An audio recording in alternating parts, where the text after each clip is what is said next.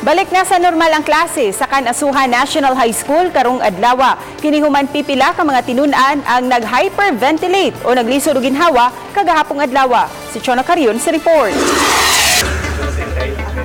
Gipahibaw sa school head sa Kanasuhan National High School nga pasado alas 5 sa hapon na discharge na sa Tambalanan ang mga tinunan sa grade 10 nga naglisod og ginhawa.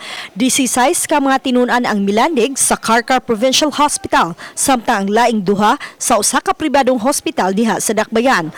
Mato ni Dr. Gina Undang, ang mga tinunan gipapahuway lang una sa doktor ug sa sunod semana na pabalikon og eskwela. They have to eat banana for 10 days, then stress also, then more water, then they have to rest for 3 to 4 days. Si Superintendent Senin Paulin, Schools Division Superintendent, o Christian Nabella, Public Schools District Supervisor sa Karkar City, misusi sa tunghaan kaganiha.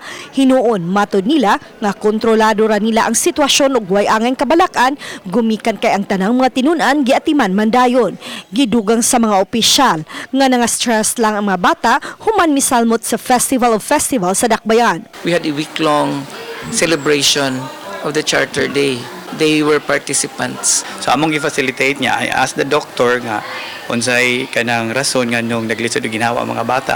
Mao to iyang findings is hyperventilation. Pipila ka mga classmates sa mga gipang hyperventilate miingon nga kalitra kaayo ang hitabo ug sunod-sunod ang paglisod og ginhawa. Mura siya ni kuan makano nian.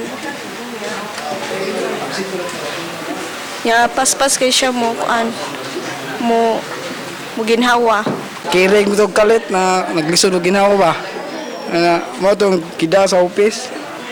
Ito nagsunod-sunod na daghan kay sila. Ang Kanasuhan National High School adunay 484 ka mga tinunan. Balik na sa normal ang klase sa Kanasuhan National High School human gisuspenso kinig hapon. Hinuon ang mga batang tinunan nga naglisod og ginhawa gipapahuway una sa doktor. Uban ni Marlon Melgaso, Chona Carion, Balitang Bisdak.